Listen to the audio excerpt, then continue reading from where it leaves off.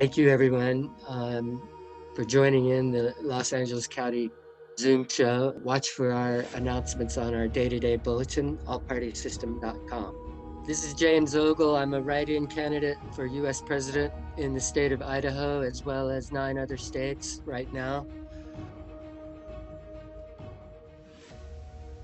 Today, I'd like to talk to you about an agenda that I have on the PPR platform, and that is to simultaneously pay down the U.S. deficit while spending is limited to within the budget, uh, and the resolution for the payment being uh, resolved.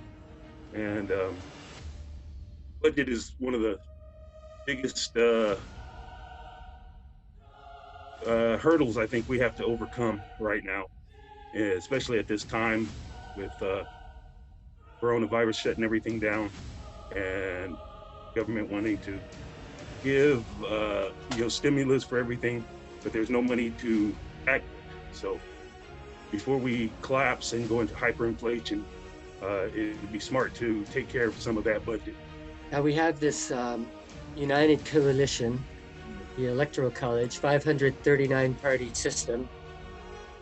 And starting the day after the election, we want to start all over and find 539 individuals to sign up as an elector and get notarized at their county elections office.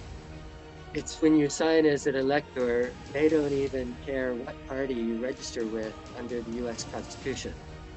But we, on our electoral college, pprelectoralcollege.com, we list your name and a party by your name. When we start working to help people not like us, demonstrates teamwork. So it's a new team psychology where we switch strategy, intentionally try to work with people not like us, in particular, bringing women into the Libertarian Party ahead of our name and after our name, not our name first. That is the good question. I believe that going back to the gold standard, it may not be the best answer, but it's probably the best answer that we can come up with, especially in the short term. This, cryptocurrency, and without something hard valued, which when we went off the gold standard, we had industry to back it. But when the industry left, we truly became fiat and nothing to back currency. Gold, silver, hard currency, that would be the answer I come up with. We're trying to implement advanced voting using the Droop quota. Hagenbach-Bischoff method brings unity. Not many people know about this. It's just mathematics where you get competition of ideas. We want to bring it into the CIA, into the military, as well as civilian elections. I want our 538 electors, we're going to be voting and thinking as a team, and we have been. We've approved 18 items. Number 2 item written by Anthony Jamison. He read it earlier. Number 1 item was brought by Mark Hurd, the non-aggression principle. It's the main principle of the Libertarian Party. 2 votes per elector for president, vice president. That's a 1 or 2 party system. It's not competitive. Nobody wants that.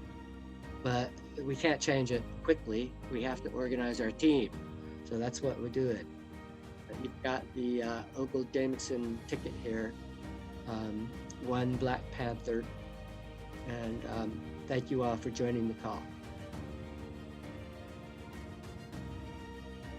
If you click on our international parliament, click on Israel, we have an outline there, the 12-state solution, including Gaza and West Bank, okay? Sort of like I was talking about, 12 population balanced regions. We like that number because there's 12 months in a year.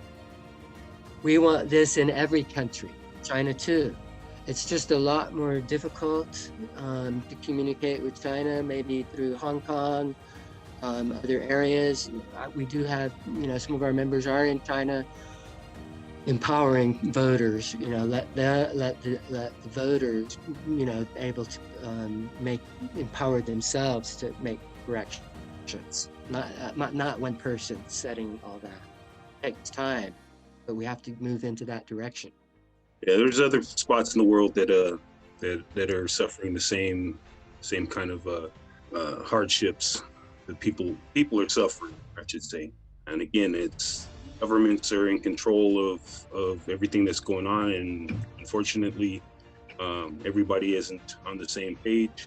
I mean, it's up to the people of those countries to stand up and come up with a solution themselves. I have no hard answer other than the people of those regions standing up and doing it, taking care of the problems themselves.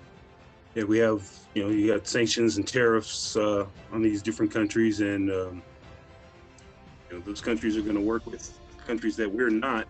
So it's not like we're going to shut them down totally, but we do, we have been and we always will be a picker and chooser of who we're going to help and who we're not. China's got all our industry. We can't pretty much take away everything from them.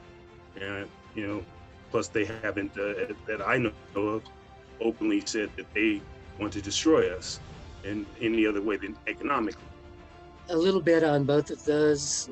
If we do voting from around the world, like we're doing right now in the USA Electoral College, where each ballot is maybe notarized, or signed, different verification measures on this stack of paper ballots. As far as the world, it's just, does somebody buy into that?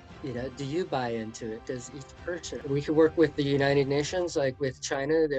They are a voter on Security Council, so there might be some connections, for voting through there.